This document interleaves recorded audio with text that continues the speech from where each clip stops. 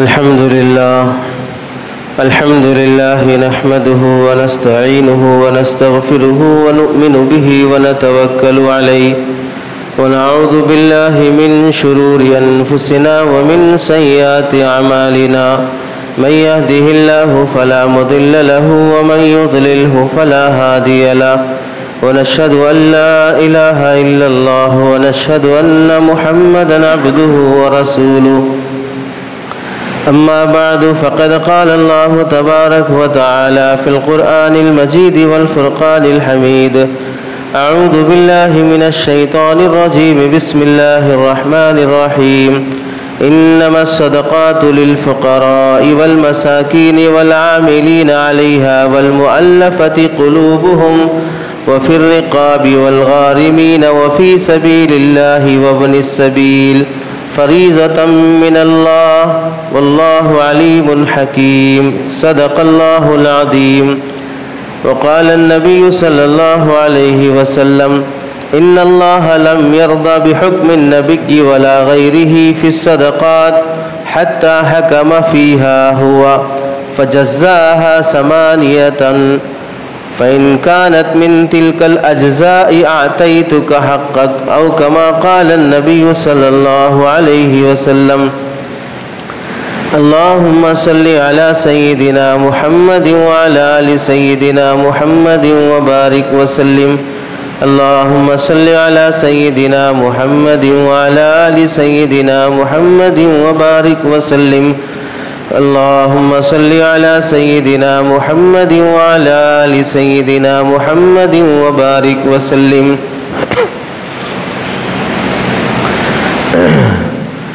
میرے محترم عزیزوں، بزرگوں اور دوستوں، قرآن مجید کی آیت اور حدیث پاک کی روشنی میں جو بات آپ حضرات کے سامنے عرض کرنی ہے وہ ہے زکوٰۃ کے مصارف.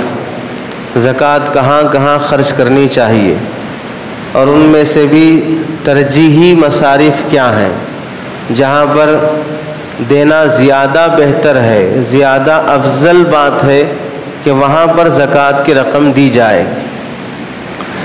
قرآن مجید میں اللہ رب العزت نے خرچ کرنے کی جہاں پر آیتیں ارشاد فرمائی ہے، حکم دیا ہے، وہاں 2 طرح کا خرچ ہے. ایک ہے انفاق عمومی، عام نفل خرچ، صدقہ، خیرات، عطیہ، آدمی اپنے اپنے موقع محل کے لحاظ سے کسی کی مدد کرنا، یہ عام انفاق ہے.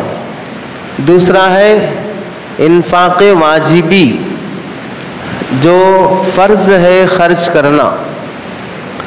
تو ان 2 میں سے اللہ تعالیٰ نے فرق کرتے ہوئے جو عام انفاق ہے خرچ کرنا، صدقہ خیرات دینا، اس کے لیے اللہ نے کوئی جگہ خاص طور سے متعین نہیں کی کہ انہی کو دینا چاہیے، ان کے علاوہ لوگوں کو نہیں دے سکتے، بلکہ اللہ نے اس کے لیے مطلق محتاجگی، ضرورت مندی، رشتہ داری، فلاں چیزیں بیان فرمائی ہیں.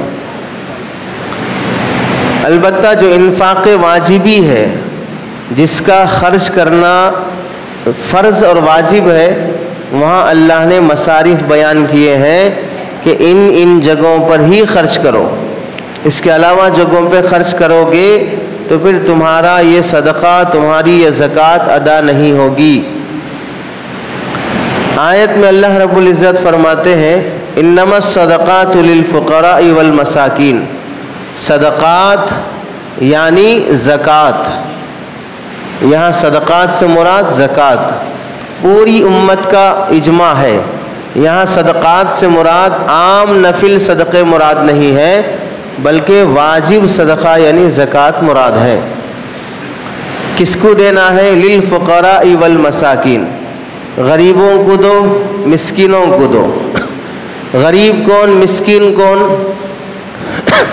اس کی تشریح میں علماء نے پہلی بات یہ کہی ہے، غریب وہ ہے جو اپنی ضرورت، اپنی محتاجگی لوگوں کے فقیر وہ ہے جو اپنی محتاجگی اور ضرورت مندی لوگوں کے سامنے بیان کر دیتا ہے. اور مسکین وہ ہے جو اپنی محتاجگی اور ضرورت مندی لوگوں کے سامنے بیان نہیں کر سکتا۔ دوسرا فرق یہ بیان کیے ہیں کہ فقیر وہ ہے جس کے پاس گزارے کے بقدر کچھ نہ کچھ ہو، اور مسکین وہ ہے جس کے پاس گزارے کے واسطے بھی کچھ نہ ہو، ایک دن کے گزارے کے واسطے بھی کچھ نہ ہو۔ الگ الگ فرق علماء نے بیان کیے۔ بہر صورت فقیر ہو یا مسکین ہو، ہوتے دونوں غریب ہیں، محتاج ہوتے ہیں۔ تو زکوٰۃ بالکل غریب لوگ جن کے پاس ایک دن کے گزارے کا بھی مشکل ہے، ایسے لوگوں کو دو۔ والعاملین علیہا، اور جب زکوٰۃ کا اجتماعی نظام تھا، بیت المال کی طرف سے، مسلم حکمران کی طرف سے مسلمانوں کی زکوٰۃ وصول کرنے کے لیے ہر گاؤں ہر گلی میں نمائندہ آتا، آپ کے گھر کا دستک دیتا۔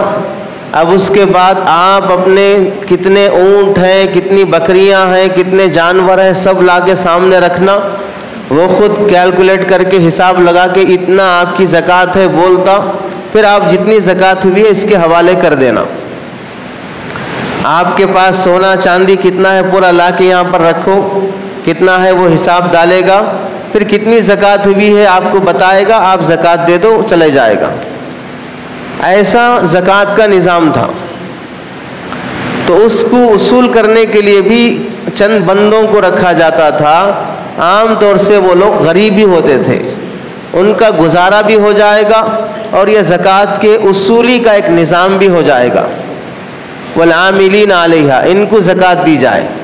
اب ظاہر سی بات ہے، زکوٰۃ وصول کرنے کے لیے بیت المال کی طرف سے جو شخص آتا ہے، آنے کے لیے یہاں سماج کے اندر وہ مزاج ہو کہ ہم فلاں نمائندہ آ رہا ہے، اپنی زکوٰۃ کا مال اس کے سامنے رکھ کر جو جو حساب کتاب ہے اس کے سامنے کرا لینا، یہ نظام ہوگا تو کوئی وصول کرنے آئے گا۔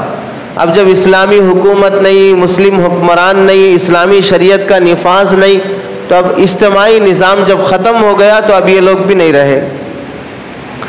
والمؤلفۃ قلوبہم، تالیف قلوب، یعنی جو نئے نئے مسلمان ہیں، اگر ان پر اسلام میں آنے کے بعد اپنے مذہب والے ان کو مذہب سے نکال دیے، پراپرٹیوں سے بے دخل کر دیے، یہاں اسلام میں آنے کے بعد اب نیا کام جاب کچھ بھی نہیں ملا، گزارا مشکل ہو گیا، کہیں پھر یہ فاقے کے ڈر سے واپس نہ چلے جائیں، ان کو ایمان پر ثابت قدم رکھنے کے لیے۔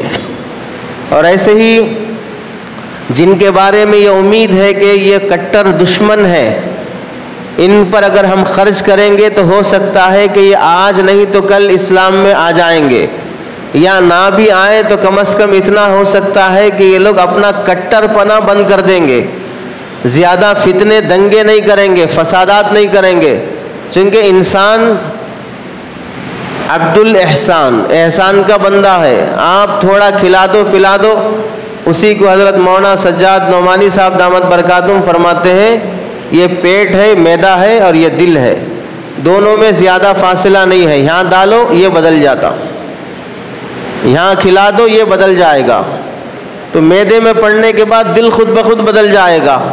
ایسے متنفر متشدد لوگوں کو اگر ہم کچھ پیسہ دیں، بعد میں ان کی نفرتیں ختم ہو جائیں، یہ بھی مسلمانوں کو اسلام پر جمے رہنے میں اور اسلام کی تبلیغ اور اشاعت میں بہت بڑا فائدہ ہے۔ آپ کھل کر کسی غیر مسلم کو یا کھل کر اپنے اسلام کے بارے میں کچھ کہہ نہیں سکتے، اس واسطے کہ سماج میں نفرتیں پھیلی ہوئی ہیں، آپ پر اٹیک کیا جا سکتا ہے کہ اگر آپ خاص طور سے کسی ایک مذہب کے بارے میں فلاں کرتے ہیں۔ یہ حالات روکنے کے لیے اللہ نے فرمایا تالیف قلوب کے لیے بھی زکوٰۃ کی رقم دی جا سکتی ہے۔ وہ پھر رقاب، جو غلام ہیں اس زمانے میں تھے، اور اس زمانے میں بعض علماء نے لکھا ہے کہ جو مسلمان جیلوں میں پڑے ہوئے ہیں، قید میں ہیں، 50,000 لاکھ روپے 2 لاکھ روپے ان کا جرمانہ ہے، اگر وہ دے دیں گے تو جیل سے چھوٹ جائیں گے، لیکن وہ بھی دینے کے لیے ان کے پاس نہیں ہے، تو ایسے غریبوں کی مدد کر کے انہیں جیل سے رہائی دلائی جائے، ان کا کیس لڑ کر انہیں چھٹکارا دلایا جائے تو ایک پریوار کو پال سکتے ہیں، سماج کا ایک بہت اہم حصہ بن سکتے ہیں۔ تو آپ غور کیجئے، جو لوگ یہ سمجھتے ہیں کہ زکوٰۃ کا پیسہ خالی مدرسوں کو ہی دینے کا مزاج بن گیا ہے، مولوی حضرات ایسا مزاج بنا دیے ہیں، ایسا مزاج نہیں ہے۔ جتنے مصارف ہیں سب کھول کر بیان کیے جا رہے ہیں، لیکن ہم دینے والے کتنا سنجیدگی سے، کتنا اخلاق اور عقل مندی سے دینے کے لیے تیار ہیں۔ ہم تو نواب کی اولاد ہیں، مال کی جو زکوٰۃ ہے حساب کتاب کرنے کے بعد اپنی تجوری میں یا اپنے گھر میں اپنی آفس میں رکھ لے کے بیٹھیں گے، آئے گا کوئی غریب، آئے گا کوئی سفیر، آئے گی کوئی بیوہ میرے گیٹ اور گھر کے سامنے کھڑے گی تب میں دوں گا۔ کتنے عقل مند ایسے ہیں جو اپنی زکوٰۃ ادا کرنے کے لیے اپنے گھر سے 1-2-4 کلومیٹر چل کے جا کے زکوٰۃ دے کے آئے ہوں؟ کتنے ہیں ایسے لوگ؟ معلوم ہے نا فلاں محلے میں غریب ہے، فلاں محلے میں مدرسہ ہے، فلاں محلے میں بیوہ ہے، معلوم ہے، آپ یہاں پر ٹکا کے بیٹھے ہوئے ہیں، اپنی زکوٰۃ ادا کرنے کے لیے کتنا خود چل کے جانے والے ہیں۔ تو اپنی سستی اور کاہلی ہے کہ ہم تو انتظار میں رہتے ہیں کوئی سفیر آئے گا، کوئی غریب فقیر آئے گا، آدھا 1 گھنٹہ اسے باہر کھڑا کریں گے، پھر اس کے بعد اس کے تصدیقات اور اس کے پورے فائلز اور اس کی پوری بایو ڈیٹا چیک کریں گے اور اسے کھروچیں گے، کھودیں گے اور اسے تانے دیں گے، اور اس کے بعد پچھلی رسید دیکھیں گے، اب کی مہنگائی دیکھیں گے، اور اس کے بعد پھر روتے ہوئے، نہیں پہلے سال تو کاروبار اچھا تھا اب تھوڑا کم ہو گیا، پہلے سال 1000 روپے دیا تھا اب نہیں دے سکتا، 500 روپے دیتا ہوں، ویسے بھی مہنگائی بڑھ گئی ہے۔ مہنگائی صرف آپ کو بڑھی ہے، مدرسے والوں کو نہیں بڑھی۔ مودی صاحب مدرسے والوں کے خسر صاحب ہے، اس واسطے مہنگائی ان کے لیے نہیں بڑھی ہے، ہم لوگوں کے لیے بڑھی ہے صرف خالی۔ تو اس واسطے گزشتہ سال 2000 دیے تھے، اس سال صرف 1000 روپے دیں گے۔ اپنے اخراجات پہلے سے زیادہ بڑھ گئے، اپنے شوق پہلے سے زیادہ بڑھ گئے، اپنے فضول خرچیاں پہلے سے زیادہ بڑھ گئے، وہاں پر ہونے والے خرچ کا احساس نہیں ہوتا۔ یہاں زکوٰۃ کی رقم میں جس کا دینا فرض ہے نہیں دو گے تو حرام ہے، گنہگار ہیں، وہاں پر آدمی اندازہ لگاتا ہے مہنگائی اور سستے کا۔ اور پھر اس کے بعد والغارمین، جو لوگ قرضوں میں پڑے ہوئے ہیں، جن پر تاوان ہے، بوجھ ہے پیسہ لیکن قرضہ اس سے زیادہ ہے، ایسے لوگوں کو دو۔ وفی سبیل اللہ، اور جو لوگ مسافر ہیں، سفر میں ہیں، اپنے گاؤں میں تو وہ مالدار ہے لیکن ابھی فی الوقت سفر میں، آپ نے بھی دیکھا ہوگا کئی لوگ ہم فلاں راجستھان کے یا بھوجپور کے فلاں کے رہنے والے ہیں، آپ ہمارے لیے ٹکٹ کا انتظام کر دیجئے۔ تو مسافر کی سہولت کے لیے بھی اللہ نے زکوٰۃ خرچ کرنے کی اجازت دی ہے۔ وابن السبیل، وفی سبیل اللہ وابن السبیل، فی سبیل اللہ، اللہ کے دین کو عام کرنے کے لیے، اشاعت اسلام، دفاع اسلام، حفاظت اسلام، اسلام پھیلے، اسلام محفوظ رہے اور اسلام کا دفاع بھی ہو، کوئی اٹیک کر رہا ہو اسلام پر، ہم اسے منہ توڑ جواب دے سکے، ایسے کاموں میں خرچ کرو۔ اب یہ مصارف ہو گئے، اللہ اس میں 2 باتیں فرماتے ہیں، انما الصدقات، خاص طور سے زکوٰۃ کا مال صرف اور صرف ان جگہ خرچ کیا جائے گا۔ اس سے معلوم ہوا اللہ بہت تاکید سے فرماتے ہیں انہی جگہوں پر زکوٰۃ خرچ کرنا ہے، اس کے علاوہ خرچ کرنا نہیں ہے۔ اس کے بعد آگے بھی فرمایا فریضۃ من اللہ، یہ اللہ کی طرف سے تقسیم کردہ نظام ہے، ان افراد کو دینا اللہ نے طے کیا ہے، اب کوئی اور اس تقسیم میں مداخلت نہیں کر سکتا۔ چنانچہ حدیث میں اللہ کے نبی علیہ السلام کیا فرماتے ہیں، ان اللہ لم یرضى بحکم النبی ولا غیرہ، اللہ تعالیٰ زکوٰۃ کے مصارف کے بارے میں نبی کو بھی اختیار نہیں دیا، نبی کے علاوہ کسی اور کو بھی اختیار نہیں دیا کہ زکوٰۃ کہاں خرچ کرنا ہے، آپ بتا دیجئے۔ اللہ خود ڈائریکٹ بتا دیے ہیں، رسول اللہ کو بھی بتانے کی اجازت نہیں دیے ہیں۔ حتی حکم فیہا ہوا، اللہ نے خود سارے مصارف بیان کر دیے ہیں۔ فجزأہا ثمانیۃ، 8 جگہ اللہ نے زکوٰۃ خرچ کرنے کی جگہ بتا دی ہیں۔ فَإِن كُنْتَ مِن تِلْكَ الْأَجْزَاءِ آتَيْتُكَ حَقَّكَ، ایک آدمی زکوٰۃ کے پیسے مانگنے آیا تھا تو اللہ کے نبی نے اس کو سناتے ہوئے فرمایا کہ اگر تم ان 8 مصارف میں سے کوئی ایک مصرف ہو تو پھر میں تمہیں زکوٰۃ دے دیتا ہوں۔ اگر یہ 8 جگہوں میں سے نہیں ہے تو پھر زکوٰۃ تمہیں دینے کا مجھے بھی حق نہیں ہے۔ کون؟ رسول اللہ صلی اللہ علیہ وسلم فرماتے ہیں۔ ابو داؤد شریف حدیث نمبر 1632۔ کیا معلوم ہوا؟ زکوٰۃ جہاں خرچ کرنے کا اللہ نے حکم دیا وہیں پر خرچ کرنا ہوگا۔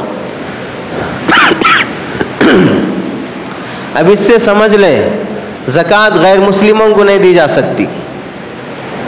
زکوٰۃ کا مال اپنے اصول اور فروع، باپ دادا پردادا، ماں باپ، بیٹا بیٹی، پوتا پوتی، نواسا نواسی، ان کو نہیں دی جا سکتی۔ زکوٰۃ سید خاندان والوں کو دینا مناسب نہیں ہے۔ ایسے ہی زکوٰۃ کی رقم اپنی مرضی سے ہم خود نئے نئے جگہیں زکوٰۃ کی طے کرنا جائز نہیں ہے۔ جیسے مثال کے طور پر بہت سے وہ لوگ جو عقل مند ہیں لیکن آدھے ہیں، بس آدھی ہی عقل ہے، باقی وہ کرائے پر دیے ہیں، تو یہ لوگ یہ کہتے ہیں کہ زکوٰۃ کے پیسے سے ہم ہاسپٹل بنا سکتے، غریب بچوں کو اسکول بنا سکتے، مسلم کالجز بنا سکتے، غریب بچیوں کی شادیاں کر سکتے، اور حافظ بننے والے بچوں کو ہم انجینئر ڈاکٹر بنا سکتے، حفظ پلس اسکول، حفظ پلس مدرسہ، مدرسہ پلس اسکول، ایسا نظام بنا سکتے، زکوٰۃ سینٹر قائم کر کے مستقل زکوٰۃ وصول کر کے 10 جگہ پر ہم خرچ کر سکتے ہیں۔ اس میں دیکھیے، پہلی بات ہاسپٹل بنانا، کالج بنانا، اسکول بنانا، یہ ساری چیزیں جو بنائی جاتی ہیں سماج میں، یہ پبلک سیوا کے لیے ہوتی ہیں یا کمرشل انکم کے لیے ہوتی ہیں؟ کس کے لیے بنائی جاتی ہیں؟ ہاسپٹل بنا کر کوئی شریف آج تک فری میں علاج کرنے والا ملا ہے؟ بہت کم لوگ ہیں جو اس کو پروفٹ کے واسطے نہیں بناتے۔ عام طور پر 90% تو ایسے ہی ہیں جو انکم کے واسطے ہی ہاسپٹل بناتے۔ اور پھر اسکول ہو، کالج ہو، یہ سب چیزیں کس واسطے بناتے ہیں؟ اگرچہ کہ یہاں پر بچوں کو تعلیم دینا ہے، لیکن اس وقت انگریزی تعلیم ایک بزنس بن چکا ہے، اور بڑا بزنس بن چکا ہے ایجوکیشن۔ اس کی کتابیں کتنی مہنگی ہیں، اس کے فیسز کتنے مہنگے ہیں، ڈونیشن کتنے مہنگے ہیں، یہ سب اتنے مہنگے ہو چکے ہیں کہ آج کل ہمارے سماج میں جو چلنے والا بزنس ہے، ایک ہے ہاسپٹل، دوسرا ہے ہوٹل، تیسرا ہے اسکول اور کالج۔ چلنے والے بزنس ہیں، کہیں بھی کھولو بند نہیں ہوگا۔ شروع کے چند مہینے یا چند سال آپ کو ہو سکتا ہے مشکل ہوگی، پھر اس کے بعد نسلوں کو پال سکتے ہیں۔ اور زکوٰۃ کا مقصد خرچ کرنے کے بعد پھر اس سے الٹا پروفٹ کمانا نہیں ہے۔ زکوٰۃ میں اللہ نے فرمایا غریب کو، مسکین کو، محتاج کو، فلاں کو دو، دینے کے بعد پھر اس غریب سے پروفٹ کما سکتے ہیں۔ مثلا مسجد کے سامنے کوئی فقیر کھڑا ہے، آپ اسے 100 روپے پیسے دیے، دینے کے بعد صدقے کے دیے، کچھ اور نیت سے دیے، دینے کے بعد بول رہے ہیں عصر کے بعد جا کے چائے پئیں گے ہم دونوں۔ وہ جو پیسے دیے نا 100 روپے، وہ 100 روپے سے دونوں جا کے چائے پئیں گے، تو کیا سوچے گا وہ بھکاری؟ مجھے بھیک دیا ہے نا، میں میری فیلڈ کا کوئی پرانا بھکاری تھا یہ۔ جس کو خیرات دیتے ہیں اس سے پھر پروفٹ نہیں کمایا جا سکتا۔ تو اب یہ جو کالج بنانا، اسکول بنانا، زکوٰۃ دینے کے لیے شرط یہ ہے کہ مالک بنایا جائے، اور کنسٹرکشن پر جو خرچ کیا جاتا ہے اس میں تملیک نہیں ہوتا تو اس پہ لگانے کی اجازت بھی نہیں ہوتی ہے۔ غریب بچیوں کی شادیوں میں زکوٰۃ دینا، آج سماج میں دیکھ لیجئے کتنی مسلمان بچیوں کی شادیاں غربت کی وجہ سے رکی ہوئی ہیں، بالکل ہمیں تسلیم ہے، لیکن جب بھی غریب بچی کی شادی کی بات آتی ہے تو اب وہ شادی غریب بچی کی نہیں رہتی ہے، اب وہ نواب کی بچی کی ہو جاتی ہے۔ چونکہ غریب کی بیٹی کے نام پر اتنی زکوٰۃ وصول کی جاتی ہے، اس سے بھی لیا، فلاں سینٹر سے بھی لیا، فلاں ویلفیئر سوسائٹی سے بھی لیا، فلاں مالدار سے بھی لیا، فلاں مسجد میں بھی اعلان کیا، اتنا جمع کر لیتے ہیں بعض لوگ کہ ان پر زکوٰۃ فرض ہو جاتی ہے۔ بعض لوگ غریب بچی کے نام پر وصول کر کے بیٹی کو 6-8 تولے نکاح میں دیے، اور آنے والے بھکاری داماد کو ہونڈا گاڑی بھی دیے، اور پھر اس نکاح میں شریک ہونے والے تمام فقیروں کو بھی نکاح کی دعوت میں 600 لوگوں کو کھانا بھی کھلائے۔ غریب آدمی کی شادی میں مالدار تھوڑی شریک ہوتا ہے، فقیر شریک ہوتا ہے۔ اب دعوت کھانے کے مسئلے میں ہم اگرچہ کے مالدار ہوں لیکن وہاں فقیر بن جائیں گے۔ کس کی بھی دعوت ہو بہرحال قبول کرنے تیار ہے، چونکہ سب کے دماغ میں جیسے اذان، ایک کان میں اذان دوسرے کان میں اقامت دیتے ہیں بچے کو، ویسے ہی بچپن میں ہی دعوت قبول کرنا سنت ہے، شاید بول دیتے ہیں۔ اس واسطے کس کی بھی دعوت ہو گھس پڑیں گے۔ آج کل یہ خیال ہوتا ہے بولنے کو کہ ہمارے سماج میں 2 کام بڑی بدتمیزی سے کیے جاتے ہیں۔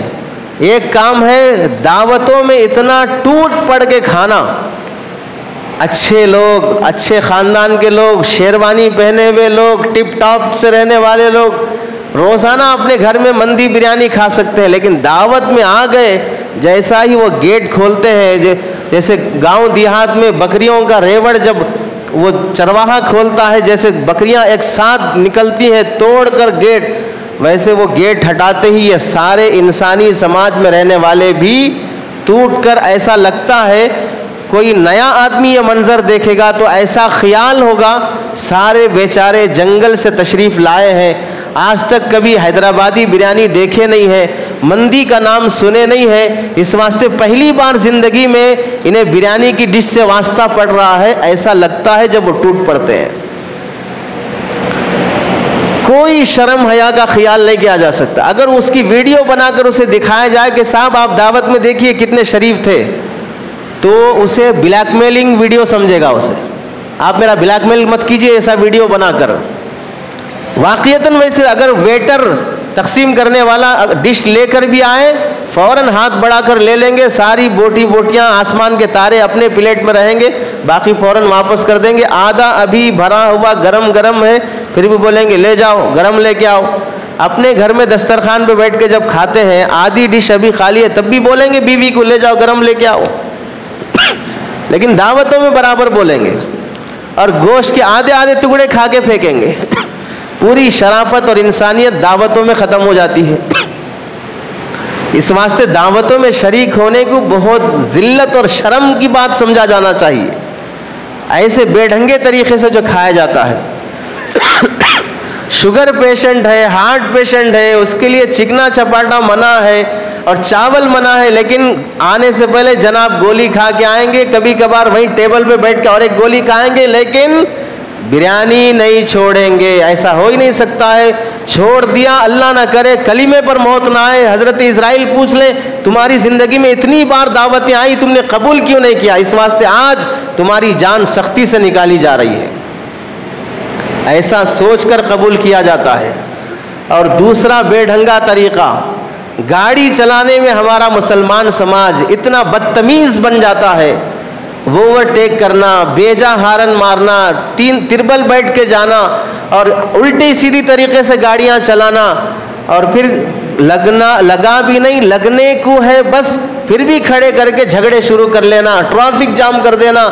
تھوڑا بہت جم کر لیا، وہ کٹس بنا لیا، سکس پیکس بنا لیا، اب پورا ٹائٹ وہ ٹی شرٹ پہنا ہوا ہے اور اپنی باڈی بلڈر ہونا دکھانا ہے، اس واسطے سینہ تان کر روڈ پہ کھڑے ہو کے پوری درندگی دکھائے گا۔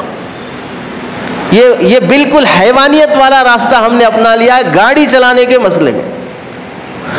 حالانکہ آپ کے اس بے ڈھنگے طریقے سے آپ کے نبی نے آپ کو نہیں سکھایا راستے پہ کیسے چلنا چاہیے، گاڑی کیسے چلانا چاہیے، راستے کے حقوق کیا ہیں، اس سے لوگوں کو کتنی تکلیف ہو سکتی ہے ہمارے اس رویے سے۔ اللہ کی پناہ ہے، جسے سننا ہے مستقل چند سال پہلے گاڑی چلانے کے اصول آداب پر بیان ہوا تھا، اسے سن لیجئے۔ آگے اور کچھ باتیں ہیں اس کے متعلق پھر کبھی بیان کریں گے۔ تو غریب بچی کی شادی کے مسئلے میں بھی ہمارا یہی مسئلہ ہے کہ غریب لڑکی کی شادی اس واسطے زکوٰۃ پہ زکوٰۃ وصول کر کے لوگوں کو یہاں پر دعوت بھی کی جا رہی ہے، جوڑا جہیز بھی دیا جا رہا ہے، سونا بھی دیا جا رہا ہے، اور بھکاری داماد کو بائک بھی گفٹ کی جا رہی ہے، اور بچی غریب ہے بیچاری۔ ایسے لوگ غریب ہیں تو پھر غریب لوگ کون ہوں گے؟ مالدار پھر کسے کہیں گے؟ پوچھ لینا چاہیے، غریب لڑکی کی شادی میں دینا ہے تو کیسی غریب ہے، کیسے چیزوں کی ضرورت ہے، واقعتاً وہ چیزیں ضروری ہیں یا وہ چیزیں فالتو ہیں۔ اور ایسے ہی لوگ حافظ بننے کے بعد بچے کو ڈاکٹر اور انجینئر بنانے کے لیے بھی پلان بناتے ہیں زکوٰۃ کے پیسوں سے۔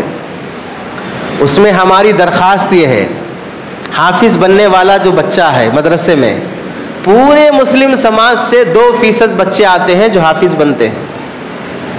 اس کے بعد وہ حافظ بننے والے بچے بھی عالم بننے والے کتنے ہیں؟ وہ تو اور 1% ہے، بس 1% بول سکتے، آدھا فیصد بول سکتے بس۔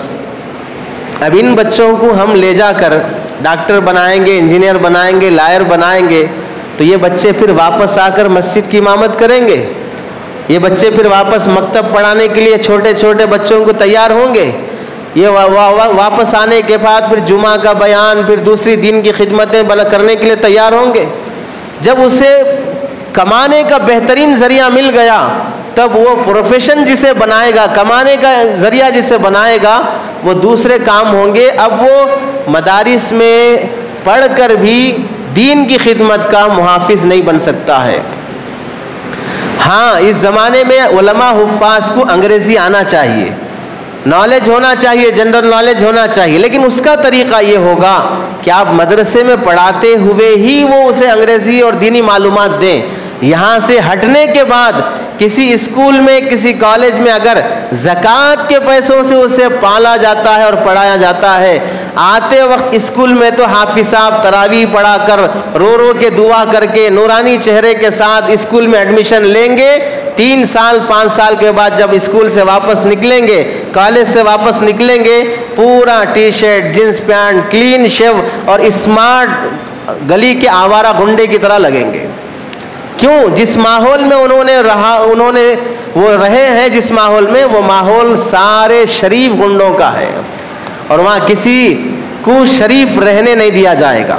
اس واسطے مشاہدہ ہے کتنے حفاظ جو کالج اور اسکول میں جانے کے بعد وہ کم از کم اسلامی لباس پر بھی باقی نہیں رہ سکے۔ جتنا ایک شرابی اور سود خور اور زانی اور بدکار 40 سال کی بدکاری کے بعد وہ اگر وہ دعوت و تبلیغ میں جا کر 4 مہینے سدھر کر ایک شریف انسان یا مسلمان دیندار کی شکل میں بن کے آتا ہے، یہ اتنے ہی زیادہ بگڑے ہوئے نکلیں گے کیونکہ ماحول ویسا بگڑا ہوا ہے۔ اور اگر کوئی زکوٰۃ سینٹر چلاتے بھی ہوں تو علماء کی نگرانی میں ان سے پوچھ کر مسائل معلوم کر کے، بہت سے لوگ جو یوٹیوب چینلز چلاتے ہیں اور اس میں اپنے وہ عالم نہیں ہے، غیر عالم ہے، لیکن وہ جیسے ہی رمضان آ جاتا ہے تو وہ زکوٰۃ کی اپیل کرتے ہیں۔ ہم اپنے چینلز کے ذریعے سے اور اپنے کمیٹی کے ذریعے سے، اپنی سوسائٹی کے ذریعے سے فلاں ویلفیئر سوسائٹی بنائے ہیں، اتنے لوگوں کی مدد کر رہے ہیں۔ کون ہے؟ غیر عالم ہے، زکوٰۃ کے مسائل معلوم نہیں ہے، اور وہ سارا آن لائن اسے لوگ پے کر رہے ہیں۔ وہ کہاں پر خرچ ہو رہا ہے؟ ہو سکتا ہے وہ زکوٰۃ کے پیسے چینل چلانے میں خرچ ہو، کرائے دینے میں خرچ ہو، سیلریوں میں خرچ ہو، جو کہ جائز نہیں ہے، لیکن پھر بھی لوگ حولے بن چکے ہیں۔ جو بھی اسکرین پہ آئے گا تھوڑا انگریزی میں جھاڑے گا تو ہم پورا دامن جھاڑ کے اپنی زکوٰۃ دے دیں گے۔ ضرورت ہی محسوس نہیں کریں گے کہ اس کو زکوٰۃ کے مسائل معلوم ہے، یہ مصارف صحیح جگہ کرے گا۔ چلو کم از کم یہ عالم دین ہے، اب تو یہ شخص زکوٰۃ کے صحیح مسائل معلوم ہے اور اسے صحیح جگہ خرچ کرے گا۔ عام لوگوں کے مقابلے میں عالم دین ہے تو اللہ کا ڈر اور تقویٰ ہوگا، یہ ہم تصور کر سکتے ہیں۔ لیکن حال یہ ہے کہ ایسی باتیں کرنے والے لوگ کہ اسکول، کالج، ہاسپٹل فلاں فلاں ہم کریں گے، وہ لوگ چاہتے کیا ہیں؟ وہ لوگ چاہتے یہ ہیں کہ سماج میں جتنی پبلک سیوا کے کام ہیں وہ سارے کے سارے کام زکوٰۃ سے نکالنا، اپنی ایک دمڑی بھی جیب سے نہیں نکالنا۔ ہمارے پیسے سے کچھ بھی کام نہیں ہونا، میں، میرا بیٹا، 4 بیٹے، میرا باپ سب کروڑپتی ہیں، ایک لندن کو لوٹ رہا ہے، ایک امریکہ کو لوٹ رہا ہے، ایک جاپان کو لوٹ رہا ہے، ایک کویت کو لوٹ رہا ہے، ایک سعودیہ کو لوٹ رہا ہے، مہینہ ہوتے ہی 5-10 لاکھ روپے اکاؤنٹ میں بھیج رہا ہے، سال گزرنے سے پہلے 4 پراپرٹیاں، 4 ملگیاں بن کے تیار ہو رہے ہیں، ایکڑوں پہ زمینیں خریدی جا رہی ہیں، ایک پیسہ اپنا کسی اسکول بنانے میں، ہاسپٹل بنانے میں، رفائی کام کرنے میں، غریب بچیوں کی شادیاں کرنے میں اپنے جیب کا نہیں جائے گا، پبلک کی زکوٰۃ وصول کر کے ہم یہاں پر خرچ کریں گے تو لوگ سمجھتے ہاں زکوٰۃ کے پیسوں سے یہ سارے کام ہو سکتے نا، بالکل ہو سکتے، کیوں نہیں ہو سکتے، لیکن بولنے والا کون ہے وہ بھی تو دیکھیے، وہ کتنا شریف ہے، وہ کتنا ایماندار ہے، وہ کتنا غریبوں کی مدد کرنے کا جذبہ رکھنے والا ہے، وہ بھی تو دیکھیے۔ اپنی اولاد، اپنی کمائی اور اپنی پراپرٹی کے 1% بھی غریبوں پہ دینے تیار نہیں ہے، اور پبلک کی زکوٰۃ جمع کر کے غریبوں کو دینا چاہ رہا ہے، تو وہ مخلص ہو سکتا ہے؟ آپ کو غریبی پہ افسوس ہے، آپ کو بچوں کو پڑھانا ہے، ہاسپٹل سے علاج کروانا ہے، تو آپ اپنی بیٹی کی شادی یہاں سے امریکہ لے جا کے کریں گے، اپنے داماد کو امریکہ کا جارج بش ہونا ڈھونڈیں گے، اور اپنی بیٹی کی شادیاں بڑے بڑے فنکشن ہالوں میں کریں گے، صرف ایک وقت کے نکاح اور ولیمے کی دعوت پر ہی آپ 25-40 لاکھ 1 کروڑ روپے اڑا دیں گے، یہاں خرچ کرتے ہوئے آپ کو غریب بچیاں یاد نہیں آتی ہیں، بھاری بھاری دعوتیں اور فنکشن ہال بک کرتے ہوئے غریب بچیاں یاد نہیں آتی ہیں، رمضان میں دوسروں کی زکوٰۃ دیتے ہوئے ہی ہمیں غریب بچیاں یاد آتی ہیں۔ تو آپ دیکھ لیجئے کہ کون کتنا یہ زبان استعمال کرنے میں کتنا مخلص ہے اور کتنا مکار ہے۔ اس واسطے اللہ نے قرآن مجید میں فرما دیا کہ زکوٰۃ کے مصارف وہی ہوں گے جو اللہ نے بیان کیے ہیں۔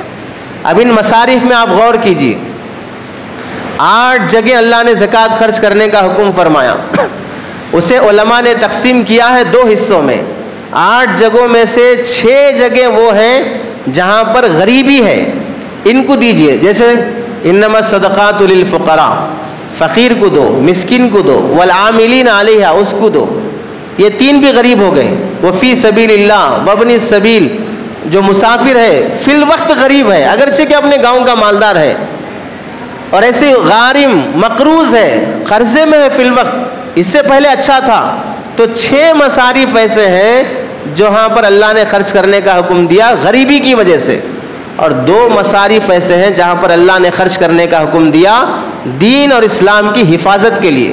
وہ کیا ہے؟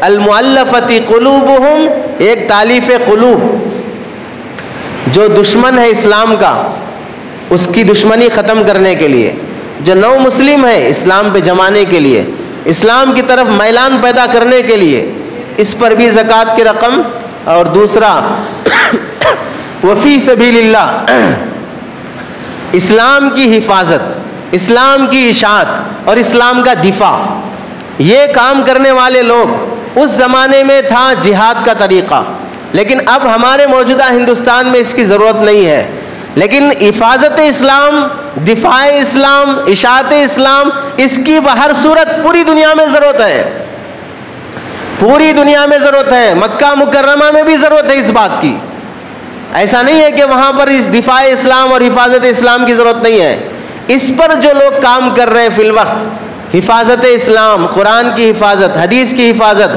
اسلام پر ہونے والے اعتراضات، اللہ کے نبی کے بارے میں اعتراض ہو رہے ہیں، قرآن کے بارے میں ڈاؤٹس اور اعتراضات ہو رہے ہیں، ان سب کا جواب دینا، اسلام کو صحیح کیا ہے غلط کیا ہے بتانا، وہ کون سا ڈپارٹمنٹ کر رہا ہے، کون سا شعبہ یہ ذمہ داری پوری کر رہا ہے؟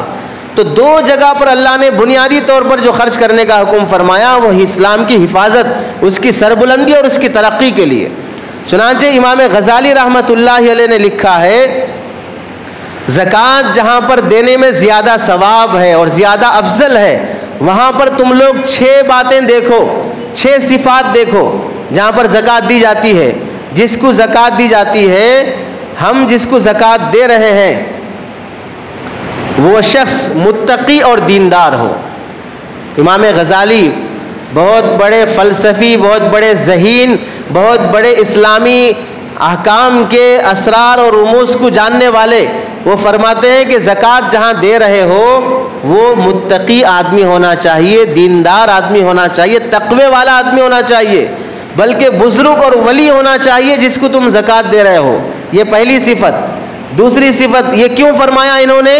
حدیث میں اللہ کے نبی نے فرمایا لا یاکل طعامک الا تقی، تمہاری روزی تمہاری کمائی نیک لوگوں کو کھلانے کی کوشش کرو، وہ کمائی چاہے عطیہ ہو چاہے وہ کمائی زکوٰۃ کی ہو. چنانچہ عبداللہ ابن مبارک رحمۃ اللہ علیہ کے متعلق لکھا ہے. دوسرا، علم والوں کو جو دین کا علم، قرآن کا علم، حدیث کا علم رکھتے ہیں ان کو زکوٰۃ کی رقم دو، یہ زیادہ افضل بات ہے. وجہ کیا ہے؟ انہوں نے لکھا ہے امام غزالی نے کہ دنیا میں صحیح نیت کے ساتھ علم حاصل کرنے میں لگنے سے بڑی نیکی کوئی نہیں ہو سکتی ہے. دین کا علم حاصل کرنا صحیح نیت سے، اس سے بڑی نیکی کوئی نہیں ہو سکتی ہے. اس واسطے افضل یہ ہے کہ قرآن حدیث کے علم میں لگے ہوئے لوگوں کو زکوٰۃ دو. حضرت عبداللہ ابن مبارک رحمۃ اللہ علیہ، امام بخاری رحمۃ اللہ علیہ کے والد کے استاذ، امام بخاری رحمۃ اللہ علیہ عبداللہ ابن مبارک کے شاگرد. بخاری کا جب مقام بلند ہے تو ان کے استاذ کا مقام کتنا بلند ہوگا.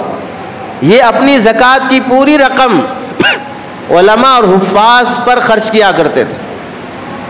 جب ان سے پوچھا گیا کہ آپ کیوں صرف انہی لوگوں پہ خرچ کرتے ہیں تو عبداللہ ابن مبارک نے فرمایا، ان کی بات کا خلاصہ یہ ہے، اللہ کے نبی علیہ السلام پر اپنا مال خرچ کرنا دنیا میں دیگر تمام انسانوں پہ خرچ کرنے سے بھی زیادہ افضل اللہ کے نبی پہ خرچ کرنا ہے.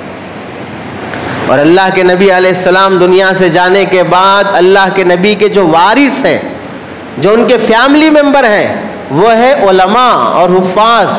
ان پر خرچ کرنا گویا کہ اللہ کے نبی علیہ السلام پر خرچ کرنا ہے. چونکہ نبی کا جو کام ہے وہ کام نبی کے وارثین اور نبی کے فیملی ممبرز کر رہے ہیں، تو اس واسطے اپنے پورے مال کو میں ان لوگوں پہ خرچ کرنا پسند کرتا ہوں. یہ دوسری صفت. تیسری جگہ جہاں پر خرچ کرنا افضل ہے،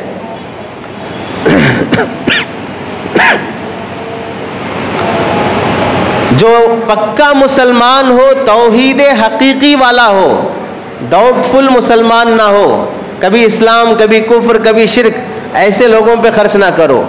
چوتھی، حاجت ظاہر نہ کرے، ضرورت ظاہر نہ کرے، بھائی میں ضرورت مند ہوں، محتاج ہوں، میری مدد کرو، ایسا ہاتھ پھیلا کر مانگنے والا نہ ہو. پانچواں، بیماری میں مبتلا ہے، قید خانے میں پڑا ہوا ہے، کمانے کے راستے بند ہو گئے ہیں، ایسے آدمی پر. چھٹا، اپنے قریبی رشتہ داروں پر. ان 6 جگہوں پر خرچ کرنا زیادہ افضل اور ترجیح کی بات ہے. ہمارے زمانے میں کیا ہے، آپ ذرا غور کیجئے عقل سے. ہمارے پورے ملک میں قرآن حدیث پڑھنے، حافظ بننے کے لیے جو بچے آتے ہیں وہ مالدار ہوتے ہیں عام طور سے یا غریب ہوتے ہیں؟ مالدار لوگوں کو یہ موقع، یہ توفیق نصیب ہی نہیں ہے کہ وہ اللہ کے قرآن کو اپنے بچوں کے سینے میں بسا سکیں. اب تک یہ بات جو سمجھ رہے تھے کہ مالدار لوگ کہاں پڑھاتے اپنے بچوں کو قرآن حدیث، پڑھانے کی تمہیں ضرورت بھی نہیں ہے. تم محروم ہو، بد نصیب ہو. تمہاری اولاد کے سینے میں رامائن ہے، مہابھارت ہے، بائبل ہے، تمہاری اولاد کے سینے میں گانے ہیں، فلم اسٹار کے پورے ڈاکومنٹس ہیں، لیکن تمہاری اولاد کے سینے میں اللہ کا کلام نہیں ہے. تو مالدار طبقہ اپنے بچوں کو حافظ عالم بنانا پسند نہیں کرتا، مڈل کلاس کے یا غریب طبقہ بنانا پسند کرے گا. اب یورپ نے، امریکہ نے، مسلم دشمن طاقتوں نے ہم سب شریف لوگوں کے دماغ میں کیا بات بٹھائی کہ جو مدارس ہیں، دین کے کام کرنے والے علماء حفاظ ہیں، ان کو یہ اللہ کا کام ہے، یہ دین کا کام ہے، یہ اللہ رسول کا کام ہے، یہ پیسے لے کے کیسا کرنا، فری میں کرنا چاہیے. اس واسطے امام صاحب کو، حافظ صاحب کو آپ زیادہ پیسے دینے کی ضرورت نہیں ہے چونکہ اللہ کا کام ہے. ایک تو مالدار نہیں آیا اس میں، تو اس کی اولاد کو ضرورت بھی نہیں ہے سیلری کی فلاں کی، وہ اتنا لوٹ کے بیٹھا ہے کہ 7 پیڑھیاں کھا سکتی. اب جو مڈل کلاس کا غریب طبقہ آیا ہے اس مسئلے پہ کھڑے ہونے کے لیے، اس کے بارے میں پبلک نے دماغ میں بٹھا لیا کہ یہ تو اللہ کا کام ہے، دین کا کام ہے، اس کے لیے سیلری کی ضرورت کیا ہے. چند دن یہ بھی غریب بیچارہ دیکھے گا، اب اس کے بعد یہ کہے گا مجھے بھی تو پیٹ ہے۔ ایسا تو نہیں ہے کہ بھائی مجھے اللہ کا کام ہے، دین کا کام ہے، یہ سوچ کر جب میری بیوی میرے بچے راشن پانی کھانا کپڑے پوچھیں گے تو میں اپنے گھر میں جا کر کہوں گا میں پابندی سے چونکہ تراویح سناتا ہوں، آج سورہ بقرہ جو 2.5 پارے کا سورہ ہے اس کا ثواب میں تمہیں دے دیتا ہوں، میری بیگم یہ ثواب رکھ لو، اس سال کپڑے کی ضرورت نہیں ہے۔ بیٹیاں جب پوچھیں تو آپ سورہ آل عمران اور سورہ نساء کا ثواب رکھ لو، اس سال تمہارے لیے چوڑیوں کی ضرورت نہیں ہے۔ ثواب دے کر اپنی بیٹیوں کو اور اپنی بیوی کو پالتے رہیں گے، اللہ کا کام ہے، ثواب کا کام ہے، تو ثواب لے جا کے بیوی کو دوں گا، ثواب لے جا کے بیٹی کو دوں گا، کتنے دن چلے گا؟ جن غلیظ اور خبیث لوگوں نے یہ دماغ بنایا ہے کہ ان کام کرنے والوں کے لیے اللہ کا کام ہے، اور بعض لوگ تو ہمارے ہی لوگوں میں سے رہتے ہیں، علماء اور مفتیان اکرام، امام صاحب حضرات، یہ سب لوگ کیا دین کا کام کر رہے ہیں؟ ہم لوگ کر رہے ہیں، ہم اپنی جان اپنا مال خرچ کر کے دین کے کام میں لگے ہوئے ہیں، یہ لوگ تو دین کا کام کر کے امامت کر کے پیسہ لیتے ہیں۔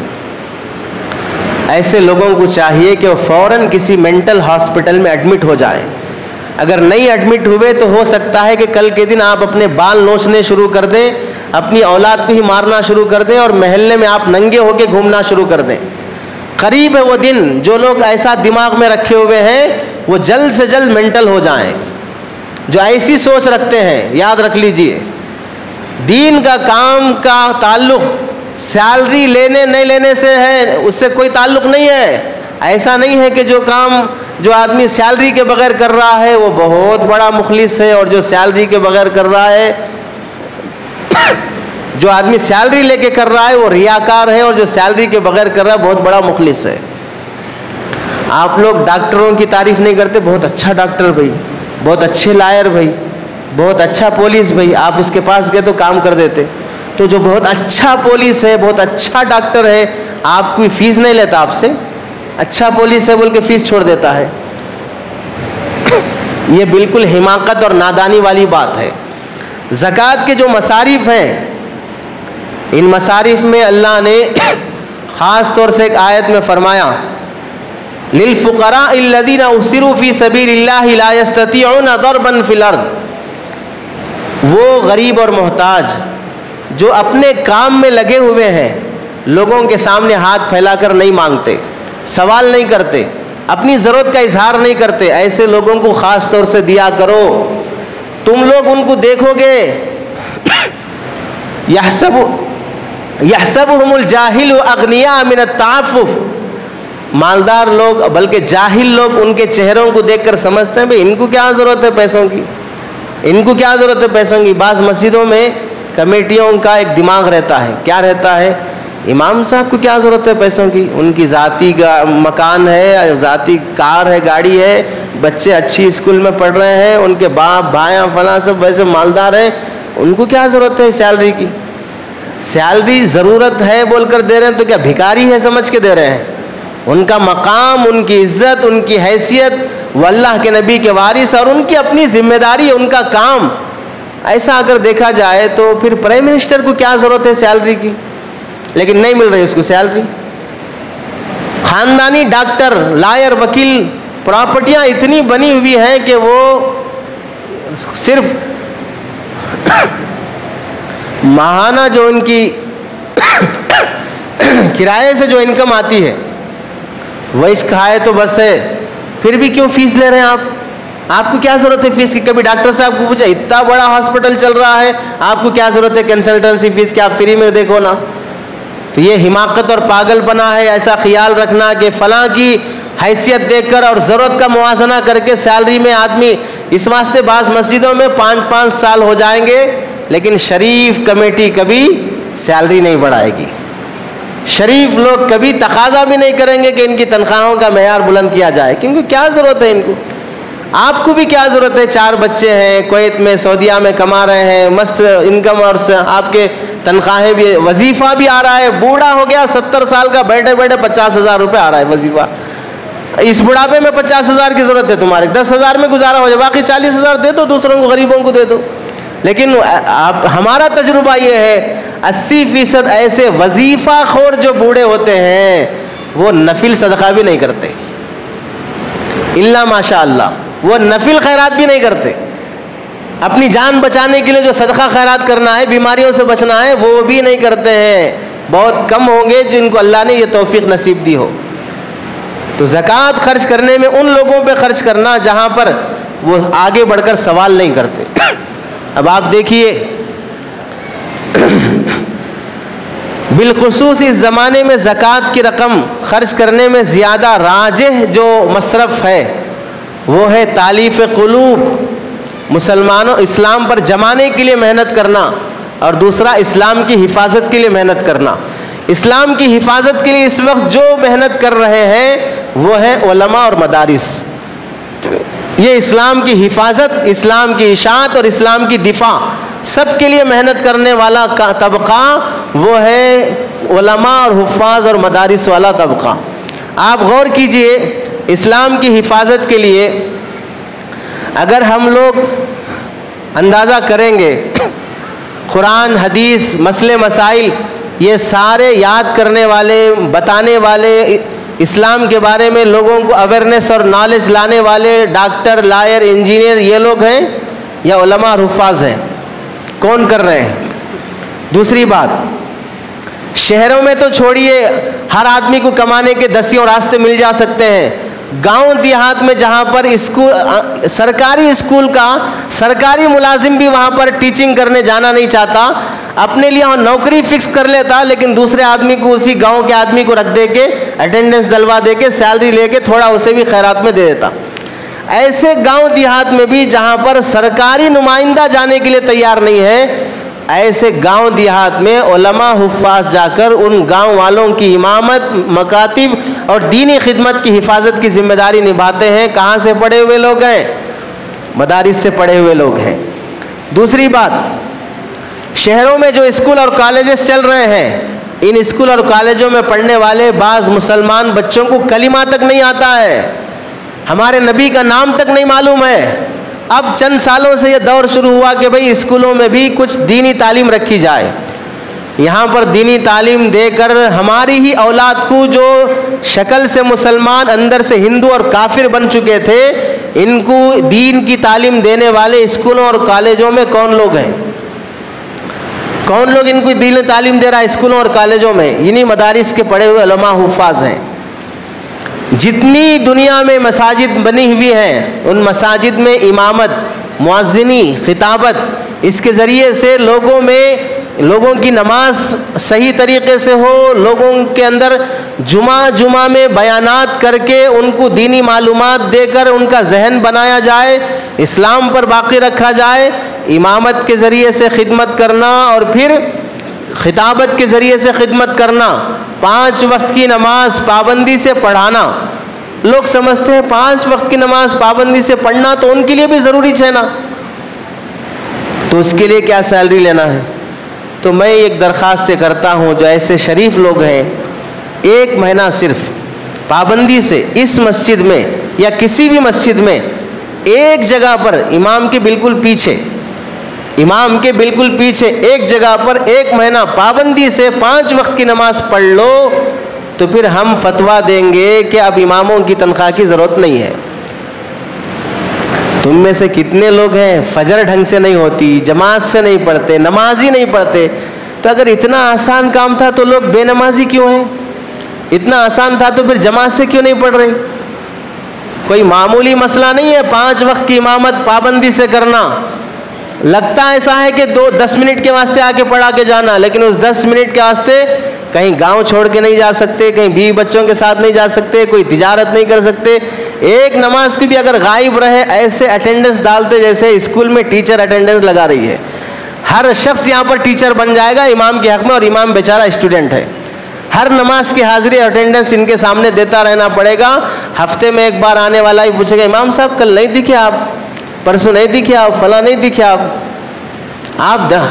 ہفتے نہیں دکھ رہے. پوچھے ہم کبھی پولیس لے کے آئے آپ کے گھر پہ، اتنے دنوں سے نہیں دکھ رہے، مسنگ کا اعلان نکالے، کبھی یہ نہیں دکھ رہے، ان کو تلاش کر کے لائیے، کون سی قبرستان میں ہے تھوڑا ڈھونڈ کے لائیے بول کر. تو یہ جو تنقیدی نظر رکھی جاتی ہے، یہ برداشت کرتے ہوئے کم تنخواہوں کے ساتھ خدمت کرنا اگر نہیں ہوگی تو جاہل طبقہ کھڑے ہوگا اور لوگوں کی نمازیں برباد ہو جائیں گی۔ کیسے ایک صاحب امامت کرے، نماز پڑھائے، نماز کے آخر میں سجدے سہو کرے، تو دارالعلوم دیوبند کے ایک بزرگ تھے، وہ پوچھے بھائی آپ سجدے سہو کیوں کیے ہیں؟ تو وہ صاحب کہنے لگے کہ قاعدے میں ہوا خارج ہو گئی تھی، اس واسطے سجدے سہو کیا ہوں، قاعدے میں ہوا خارج ہو گئی تھی، اس واسطے سجدے سہو کیا ہوں۔ ایسے لوگ امامت کے لیے رہیں گے تو پھر پوری زندگی کی نمازیں نہیں، جنازے کی نماز بھی صحیح نہیں ہوگی، پھر آخری نماز بھی ڈھنگ کی نہیں ہوگی۔ مسائل جاننے والے سنبھالے ہوئے اس واسطے محفوظ ہیں، اور ہزاروں کام ایسے ہیں۔ ملک میں دارالفتہ چلتا ہے، فتاوا مدارس کے دارالفتہ الگ ہیں اور پھر شخصی طور پر فتویٰ دینے والے الگ ہیں۔ لوگوں کے ہزاروں مسائل بتا کر اتنے مسائل دارالفتہ سے اور اتنے مقدمات دارالقضاء کے ذریعے سے حل کیے جاتے ہیں۔ میں دعوے سے کہہ سکتا ہوں کہ ہماری یہاں کی حکومت اپنے ہائی کورٹ اور سپریم کورٹ میں اتنے فیصلے نہیں کی ہوگی جتنے فیصلے دارالفتہ اور دارالقضاء سے مسلمانوں کے حل ہوتے ہیں، جتنے مسائل یہاں سے مسلمانوں کے حل ہوتے ہیں۔ یہ سارا کام کون کر رہے ہیں؟ آپ دیکھ لیجئے، قرآن کی تفسیر، حدیث کی تشریح، اسلامی لٹریچر، میگزینز، کتابیں، بکس، یہ سب اردو زبان میں لکھ کر، اردو زبان کی بھی حفاظت عثمانیہ یونیورسٹی ہے، اردو کی ہے، وہاں پر کتنے لوگ آپ کی اولاد میں سے جا کے پڑھ رہے ہیں؟ کون اس اردو یونیورسٹی کی حفاظت کر رہا ہے؟ آج غیر بسے ہوئے ہیں، وہاں پر پوسٹوں پر بھی غیر ہیں، پڑھنے والے بھی غیر بسے ہوئے ہیں۔ اگر حفاظت تھی اپنے باپ دادا کی یونیورسٹیاں بچانے کی تو پھر جا کے بچا لیتے۔ پھر اردو زبان اگر محفوظ ہے تو صرف علماء اور مدارس کی وجہ سے محفوظ ہے۔ لوگوں کے ہزاروں مسائل، پراپرٹیوں کے مسائل، طلاق خلا کے مسائل۔ ابھی حال میں ایک لڑکی 18 سال میں شادی ہوئی، 4-6 مہینے کے بعد خلا طلاق کا مسئلہ ہو گیا، کورٹ کچہری میں گئے، 3 سال ہو گئے کیس لڑتے ہوئے، وکیل صاحب کہہ رہے اور 3-4 سال لگیں گے۔ اب آپ بتائیے، 18 سال میں نکاح ہوا، 6 مہینے کے بعد کیس شروع ہوا، شروع کی زندگی کے 6 سال ہی کورٹ کچہری میں چلی گئی، اب وہ لڑکی کی بیچاری کی زندگی کیا ہوگی؟ اب وہی مسئلہ مولوی صاحب کے پاس آتا تو آدھے گھنٹے میں حل ہو جاتا، بھئی تو اپنی زندگی دیکھ، تو اپنی زندگی دیکھ، معافی تلافی کر لو، سمجھوتا کر لو، اپنی زندگیاں جیو۔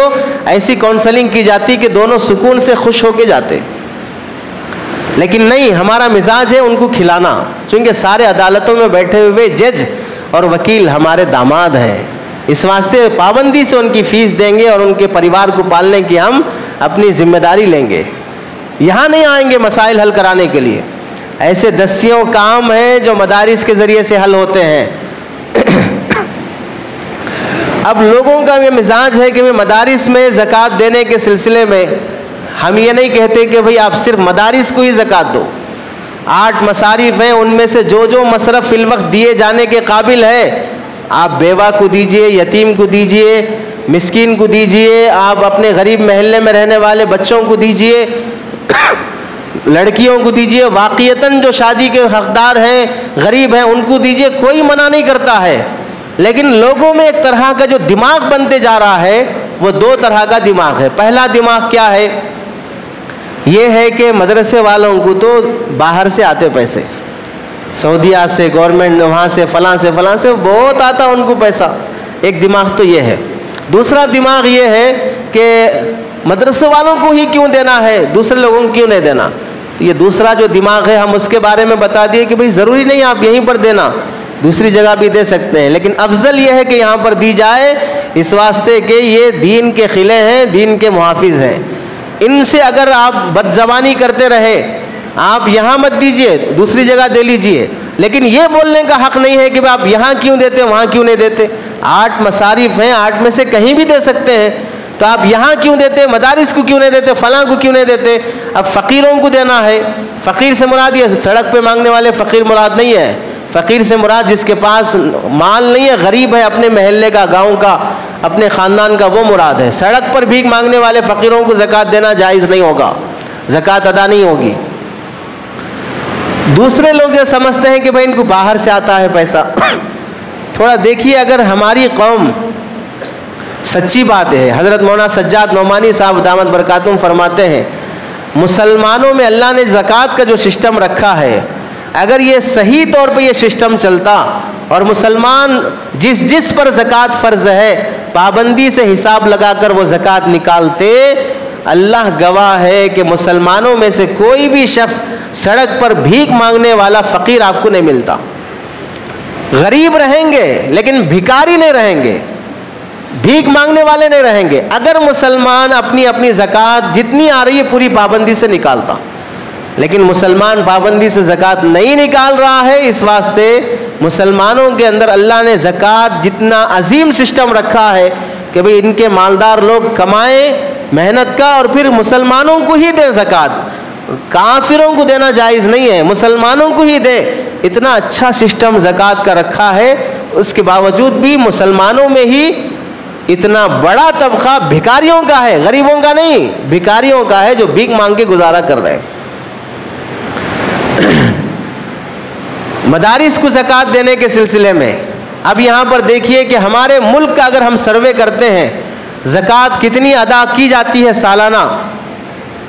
मदारिस में आम तौर से जो रकम आती है ज़कात की, फ़ितरे की और चिरमे क़ुरबानी की, अतियात देने वालों को छोड़िए, मन्नतें मानने वालों को छोड़िए, बाप दादा के नाम पर मदरसा मस्जिद बनाने वालों को छोड़िए, उनका हिसाब नहीं करेंगे। ये तीन हिसाब हम करते हैं बस, ज़कात, फ़ितरा और चिरमे क़ुरबानी। उज़िया में क़ुरबानी जो करते हैं उसका चमड़ा जो दिया जाता है मदरसों को, अगर हम उसका जायज़ा लगाते हैं पूरे हिंदुस्तान में अगर 25 करोड़ मुसलमान हैं, उन 25 करोड़ मुसलमानों में से 3%, 15 करोड़ मुसलमानों पर मान लीजिए कि ज़कात फ़र्ज़ है, 15 करोड़ मुसलमानों पर ज़कात फ़र्ज़ है मान लीजिए। और कितनी ज़कात फ़र्ज़ है? कम अज़ कम मान लीजिए सिर्फ 2000 रुपये बस। कितनी? सिर्फ 2000 रुपये ज़कात। 15 करोड़ मुसलमानों पर अगर सिर्फ 2000 रुपये ज़कात फ़र्ज़ की जाएगी तो 15 करोड़ का 2000 रुपये होता है 6 अरब रुपये। कितने? 6 अरब रुपये। सिर्फ 2000 होती है ज़कात, लाख रुपए में से 2500 है, उसमें से 500 छोड़ रहे हैं हम। 1 लाख रुपए ही मान लीजिए, कितने मालदार नहीं है जिन पे के ऊपर ज़कात लाखों में वाजिब होती है। हम तो बोल रहे हैं पूरे मालदार जो भी हैं 15 करोड़ मुसलमानों पे ज़कात फ़र्ज़ है और वो कम से कम मान लीजिए सिर्फ 2000 रुपये फ़र्ज़ है, ज़्यादा नहीं है तो 25-25 हज़ार 50-50 हज़ार फ़र्ज़ होती है, लाख रुपए फ़र्ज़ होती है। 2000 रुपये मान लें तो 15 करोड़ मुसलमानों के 2000 रुपये होते हैं 6 अरब रुपये। और सदक़े फ़ितर देना है, सदक़े फ़ितर तो तकरीबन लोगों पर वाजिब होता है, बहुत ज़्यादा गरीब है तो उस पर सदक़े फ़ितर नहीं होता। अब हम मान लेते हैं कि भाई आधे मुसलमानों पे सदक़े फ़ितर वाजिब है, आधे पर नहीं है। हालांकि ऐसा नहीं है, 80% लोगों पे वाजिब होता है, आधे पर ही रखिए। और सदक़े फ़ितर आजकल कम से कम कितना चल रहा है? 80-90 रुपये चल रहा है, वो छोड़ दिए, सिर्फ 50 रुपये रखिए बस। है नहीं 50 रुपये लेकिन उतना ही रखिए, 50 रुपये रखिए। 50% मुसलमानों पर यानी 12.5 करोड़ मुसलमानों पर सदक़े फ़ितर 50 रुपये फ़र्ज़ करेंगे तो उसका होता है 5 अरब रुपये। 5 अरब रुपये, 6 अरब और 5 अरब कितने हो गए? 11 अरब रुपये। और उसके बाद हो गया चिरमे क़ुरबानी, क़ुरबानी का जो चमड़ा है उसमें भी मान लीजिए आधे मुसलमानों पे क़ुरबानी वाजिब है और उस क़ुरबानी का चमड़ा 100 रुपये है बस। क़ुरबानी का चमड़ा सिर्फ 100 रुपये है और 12.5 करोड़ मुसलमानों के 100 रुपये जमा करेंगे तो वो भी होते हैं 5 अरब रुपये। तो कितने हो गए? 17 अरब रुपये हो गए, 16 अरब रुपये हो गए। और पूरे हिंदुस्तान के मदारिस का आप पूरे साल भर का ख़र्चा जमा कर ले, मैं दावे से कह सकता हूँ कि 10 से 12 अरब रुपये से ज़्यादा नहीं हो सकता। दारुल उलूम देवबंद से लेकर छोटे से छोटे मदरसे तक का भी ख़र्चा साल भर का पूरे हिंदुस्तान के मदारिस का 10 से 12 अरब रुपये से ज़्यादा नहीं हो सकता। और 5-6 अरब रुपये ज़कात के बचे हुए रहते हैं। ये भी कब है ये हिसाब? صرف 2000 روپے فرض کیے ہیں، 10,000 50,000 روپے فرض نہیں کیے، صدقہ فطر 50 روپے رکھے، 100 روپے بھی نہیں رکھے، تو بھی مدارس کا نظام آرام سے چل سکتا ہے۔ تو ہمیں کسی باہر سے فنڈنگ لینے کی ضرورت نہیں رہے گی اگر مسلمان ہندوستان کا اپنی زکوٰۃ پوری صرف 2-2 ہزار بھی نکالے گا۔ لیکن مسئلہ کیا ہے کہ ہم زکوٰۃ میں ایسا سمجھتے ہیں کہ ہماری جان چلی جا رہی ہے۔ اگر یہ حساب واقعتاً یہ حساب بالکل صحیح ہے، آپ کیلکولیٹ کر کے دیکھ لیجئے، مدارس والوں کو باہر سے چندہ لینے کی ضرورت نہیں ہے، لیکن جبکہ یہ سماج اپنی زکوٰۃ کما کو نکالے گا، لیکن لوگ نکالتے نہیں ہیں۔ ہاں، اس کے مقابلے میں دیکھیے ٹیکس ہے، جتنے گورنمنٹ جاب ہولڈرز ہیں ان سب کے ماہانہ 1,00,000 روپے اگر سیلری ہے تو کتنا کٹتا ہے؟ 10,000 روپے تو باہر صورت کٹتے ہیں، 9-8 ہزار روپے تو باہر صورت کٹتے ہیں، کتنا ماہانہ کٹتے ہیں؟ 1,00,000 روپے کی انکم، اگر 3,00,000 روپے انکم ہے تو ماہانہ 30,000 روپے ہر گورنمنٹ ہولڈر پے کر رہا ہے انکم ٹیکس میں۔ اور ایسے دوسرے جو پرائیویٹ جاب کر رہے ہیں ان کی بھی اپنی سیلریوں میں سے 10,000 روپے 1,00,000 کے حساب سے کٹ جاتے ہیں۔ اور یہ کب ہے؟ ساتھ میں آپ پیام پر بھی خریدو جی ایس ٹی دینا، ہوٹل کا کھاؤ جی ایس ٹی دینا، سڑک پہ چلو ٹول گیٹ دینا، کرنٹ لو اس کا بل دینا، پانی لو اس کا بل دینا، گھر بناؤ تو اس کا بھی سال میں ایک بار گھر کا وہ بھی ادا کرنا ہے، پن ادا کرنا ہے۔ ہر کام کے پیسے دیتے ہوئے صرف کما رہے ہیں، اس کے الگ سے آپ انکم ٹیکس ادا کرنا، تو بھی آنکھوں سے آنسو نہیں نکلتے، آرام سے جاتے کٹتے آ جاتے، اس پہ گزارا ہوتا۔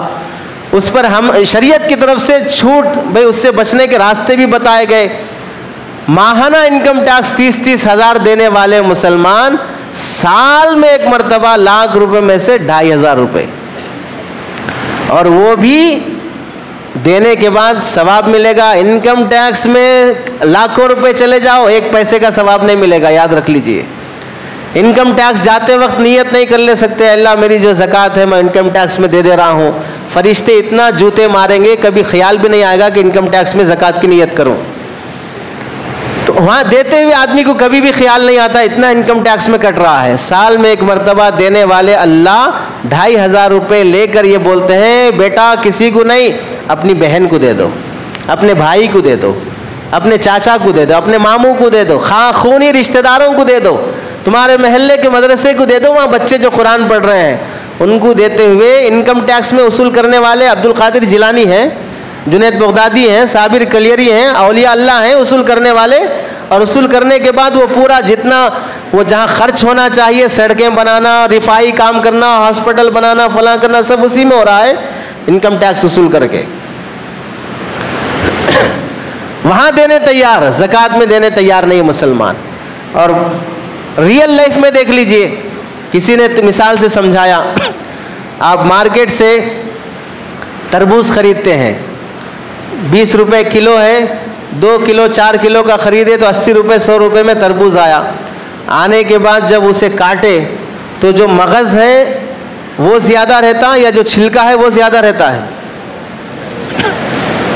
100 روپے میں آپ صرف مغز خریدے یا چھلکا بھی خریدے؟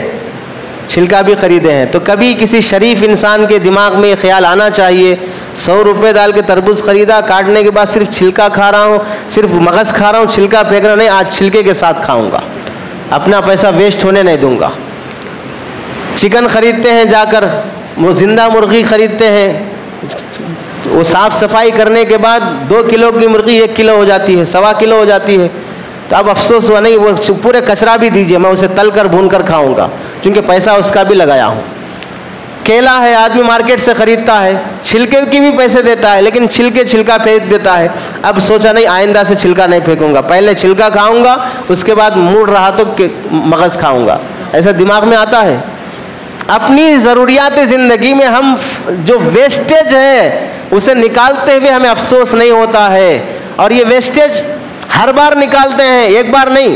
مثلا سمجھیے کہ آپ ہر مہینہ پابندی سے تربوز لاتے، موز لاتے، تو ہر بار چھلکا نکال کے پھینکتے، ایسا نہیں کہ بھائی ایک بار سال میں ایک بار چھلکا نکالیں گے باقی 11 مہینے چھلکے کے ساتھ کھائیں گے، ایسا نہیں ہے۔ شریعت یہ کہتی ہے بھائی 11 مہینے تم خود لوٹ کے کھا لو اپنا جو بھی کھا رہے ہو، 12ویں مہینے میں جو ویسٹیج ہے تمہارا 2500 روپے وہ نکال کے پھینک دو۔ تو اب یہاں کو آدمی کو لگتا ہے کہ بھائی 2500 روپے کیسے نکال سکتے، تو پھر یہ چھلکے بھی کھا لو۔ پہلے زمانے میں جو دودھ دینے والے بھینس رہتے تھے ان کو تربوز کے چھلکے سب کھلاتے تھے، تو ہم سمجھ لیں گے بھائی دنیا ترقی کر گئی، ٹیکنالوجی بڑھ گئی ہے، اس زمانے میں بھینس چھلکے کھاتی تھی، اب جو بھینس والا چھلکے کھا رہا ہے، ایسے سمجھ جائیں گے۔ ہمارا مسئلہ یہ ہے کہ ہم لوگ زکوٰۃ کی اہمیت کو سمجھنے تیار نہیں ہیں۔ ان مدارس سے بہتر مصرف کوئی نہیں ہو سکتا ہے زکوٰۃ ادا کرنے کے لیے۔ رمضان کے مہینے میں بہت سے لوگ دکان حلیم کی بٹی وغیرہ لگاتے ہیں، دکان چلاتے ہیں، بڑی بدتمیزی کرتے ہیں کہ قوالی اور گانے لگا کر رات بھر قوالیاں چلاتے رہتے ہیں۔ ان سے بولا جائے بھائی رمضان کا مہینہ ہے، قوالی جائز نہیں ہے، حرام ہے، 11 مہینے نہیں لگا رہے تھے، اس گناہ سے بچ کے تھے، اس مہینے میں برکت والے مہینے میں حرام میں مبتلا ہو گئے۔ تو ان پاگلوں کا جواب یہی ہوتا ہے کہ نہیں رمضان کا مہینہ بول کے لگا رہے ہم، ارے رمضان کے مہینے میں یہ حرام کام کرنے کس نے بولا؟ اتنی پکی دوستی کرنے کی ضرورت تھی، شیطان سے کیا ضرورت تھی کہ شیطان جانے کے بعد خود شیطان بن گئے؟ حرام ہے قوالی لگانا، تراویح میں ڈسٹرب ہوتا ہے، بیماروں کو ڈسٹرب ہوتا ہے، محلے میں ڈسٹرب ہوتا ہے، لیکن قوالیاں لگائے جا رہے ہیں رمضان کے مہینے میں۔ گزشتہ جمعہ بیان ہوا تھا چندہ وصول کرنے والے سفیروں سے متعلق، ایک بات ان سے متعلق مزید کہنا باقی ہے۔ کیا ہے؟ ہر سفیر سچا نہیں ہوتا اور ہر سفیر چور نہیں ہوتا ہے، بعض ان میں سے اچھے بھی ہیں، بعض اس میں سے چور بھی ہیں، اور چور جو جن کا کوئی مدرسہ نہیں، جن کی کوئی بچے نہیں، کوئی تعلیم نہیں ہے، ادھر سے ادھر سے شمال سے جنوب سے فلاں سے ہزار کلومیٹر دور سے آ جاتے ہیں، کوئی تصدیق نہیں، کوئی کسی کا پروف نہیں، کوئی پکے شہادت نہیں، پھر بھی آ کر مسجدوں میں اعلان کرنا، فلاں جگہ پہ اعلان کرنا۔ آج کل تو 2-4 ویڈیوز دیکھنے کا اتفاق ہوا، داڑھی کرتا پیجامہ، بعض غیر مسلم لوگ مولوی بن کر مولوی کا بھیس باندھ کر چندہ وصول کر رہے ہیں، بعض ایسے حرام خور جن کا کوئی مدرسہ نہیں ہے پھر بھی وہ رسیدیں لے کر چندہ وصول کرنے میں لگے ہیں۔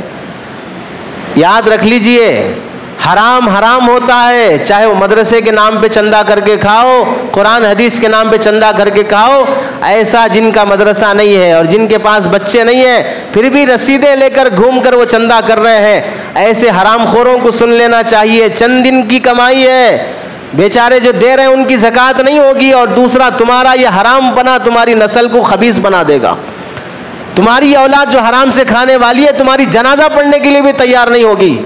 اس واسطے جن کا مدرسہ نہیں، جن کے پاس بچے نہیں، یہ ایسے جائز نہیں ہے۔ اب کیا کریں گے؟ کرنا کیا ہے؟ تو بعض لوگ کیا کرتے ہیں، ایسے سفیروں کو پکڑ کے ویڈیو بنا کے وائرل کرتے ہیں۔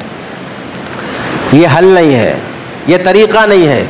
آج اس کا ویڈیو وائرل ہو گیا، 1 مہینے کے بعد وہ بیچارہ توبہ کر لیا، مدرسہ بند کر دیا، نیک بن گیا، لیکن جو ویڈیو وائرل ہوا ہے ہر سال ریپیٹ کر کے اسے وائرل کرتے رہیں گے۔ اب اس کی اولاد، اس کا خاندان، سب کے سامنے اس کی عزت جائے گی۔ یہ طریقہ نہیں ہوتا ہے، طریقہ یہ ہوتا ہے جو وہ اعلان کرنے کے لیے مسجد میں آئے گا وہاں پر اعلان نہ دو، وہاں اس ایریے کے لوگوں کو الاٹ کر دو، اعلان دینے کے لیے سختی سے جائزہ لو، شہر کے علماء سے کانٹیکٹ کرو، آپ لائے ہوں گے دارالعلوم دیوبند کی تصدیق، فلاں کی تصدیق، ہمیں ہمارے شہر کے علماء کی تصدیق چاہیے، ہمارے شہر کی تنظیموں، ہماری شہر کی جمعیت کی تصدیق چاہیے، اس کے بعد ہی ہم آپ کو اعلان دے سکتے ہیں۔ اس طرح ٹائٹ کر کے اعلان دیا جائے تو پھر اس حرام سے بچا جا سکتا ہے۔ پبلک کیا ہے بیچارے، آپ لوگ تو بھئی مدرسے کے نام پہ ہے، فلاں کے نام پہ ہے، کچھ نہ کچھ دے کے نکل جائیں گے۔ چور کو اگر پورے اعلان کے بعد 200 روپے بھی مل گئے تو ٹھیک ہے نا، ایک اعلان میں 200 روپے کما لیا، اور یہ چوروں کو پالنے والے آپ ہی شریف لوگ ہیں، تو اس کے لیے وہ ویڈیو وائرل کرنا حل نہیں ہے۔ اس کا طریقہ یہ ہے کہ اعلان کرنے میں مضبوطی اور تنقید سے لیا جائے۔ اور ایک بات یہ بھی ہے، رمضان کے مہینے میں تراویح پڑھانے کے لیے حافظ صاحب رہتے ہیں، پیچھے سامع صاحب بھی رہتے ہیں، تو حافظ صاحب تو بیچارے بعض اچھے بھی ہیں، بعض حافظ صاحب تو اتنے راجدھانی کی طرح فاس جاتے ہیں، راجدھانی بھی اس کے سامنے فیل ہے، وہ کسی نہ کسی اسٹیشن پہ رکے گی، ان کے لیے کوئی آیت ہی نہیں ہے جہاں رکنے کی ہو، جہاں سانس ٹوٹی وہیں پہ رکیں گے، اگر سانس نہیں ٹوٹی ہے بلکہ سانس نکل گئی تو ہی رکیں گے بس۔ یہ بہت غلط طریقہ ہے قرآن پڑھنے کا. اور ہماری پبلک میں غلطی یہ ہوتی ہے، حافظ صاحب تھوڑا اٹک گئے اور پیچھے سے جو سامع صاحب ہیں وہ لقمہ دے دیے تو حافظ صاحب کی تو خیریت نہیں رہی. قرآن یاد ہی نہیں ہے، اٹکتے رہتے ہیں. ان سے اچھا تو پیچھے والے کو یاد، پیچھے والے کیا ہے تو آگے پڑھاؤ بولو. پھر وہ جو پیچھے والے جو کھڑے رہتے ہیں اس میں تو بعض اچھے ہوتے ہیں، بعض بڑے شریر ہوتے ہیں، بدتمیز ہوتے ہیں. انہیں تمیز اور سلیقہ ہی نہیں ہوتا ہے لقمہ دینے کا. حافظ صاحب کہاں اٹکے، کہاں ضرورت ہے، کہاں ضرورت نہیں ہے. بھائی اٹکے تو پھر واپس پیچھے سے پڑھ کے آتے ہیں. امام حرم اٹکتے ہیں، امام حرم میں عبد الرحمن سدیس اٹکے ہیں، شریم اٹکے ہیں. قرآن میں اٹکے، ارے 30 پارے ہیں، 114 سورتیں ہیں، 6000 سے زائد آیتیں ہیں، اٹکی نہیں آتی. آپ لوگوں کو 10 سورتیں جو یاد ہے وہ ڈھنگ سے یاد نہیں، کبھی یاد نہیں آتے، اٹک جاتے رہتے. تو پورا قرآن جسے یاد ہے اسے اٹکی نہیں آتی. تو اٹکی آنا کوئی عیب نہیں ہے. اور پیچھے سے لقمہ دینے کی جو شرارت کرنے والے ہوتے ہیں عام طور سے وہ ہمارے علاقے کے نہیں ہوتے، ادھر ادھر سے آتے ہیں، سامع کی حیثیت سے کھڑے ہو جاتے ہیں. 1 مہینے میں جو عزت نکالنا ہے امام کی، حافظ کی نکال دو، اس کے بعد چھٹی کر لو. بعد میں امام اور عوام میں کتنی دوریاں پیدا ہو جائیں گی. اس واسطے پیچھے کھڑے ہونے والے سامع کو ڈھنگ کا رکھنا چاہیے، بے ڈھنگے لوگوں کو سامع بنا کر نہیں رکھنا چاہیے. اس کے ساتھ ایک میسیج یہ بھی چل رہا ہے لوگوں میں کہ صرف مسلمانوں کی دکان سے شاپنگ کریں، غیر مسلموں کی دکان سے شاپنگ نہ کریں. ایسا میسیج وائرل کرنے کی اجازت نہیں ہے. ایک دور وہ تھا کہ جب ہم انگریز کی مخالفت میں تھے تو اس کا ہم یہ بینڈ لگائے کہ بھئی اس سے چیزیں خریدی نہیں جائیں گی. اب حال میں ایک ایسا معاملہ بھی ہوا کہ بھئی ہندو تنظیموں کی طرف سے اعلان دیا جانے لگا کہ مسلمانوں سے کوئی چیز نہ خریدیں، انہیں مکان نہ دیں، انہیں کرائے پہ نہ دیں، فلاں چیزیں نہ کریں. یہ ذہنیت ہمارے ہندو بھائیوں میں پیدا ہوئی، رمضان کے موقع میں ہمارے پاس پیدا ہوئی. رمضان کے موقع سے نہیں خریدتے، رمضان کے بعد پھر ضرورت نہیں پڑتی ہے. ملک میں رہنے والے تمام باشندوں کے اندر ایک دوسرے کے ساتھ خریداری ضرورت ہے. اور خریداری میں ہونا یہ چاہیے کہ ہم اخلاق سے خریدیں تاکہ وہ ہمارے اخلاق سے متاثر ہو، ایمان کی طرف راغب ہو. یہ نفرتوں اور فرقہ پرستی والا ذہن پیدا ہو جائے گا تو پھر ملک امن سے نہیں چل سکتا ہے. ایسی ذہنیت نہیں بنانا چاہیے. اللہ تعالیٰ سے دعا ہے کہ اللہ عمل کی توفیق نصیب فرمائے. آمین. وآخر دعوانا ان الحمد للہ رب العالمین.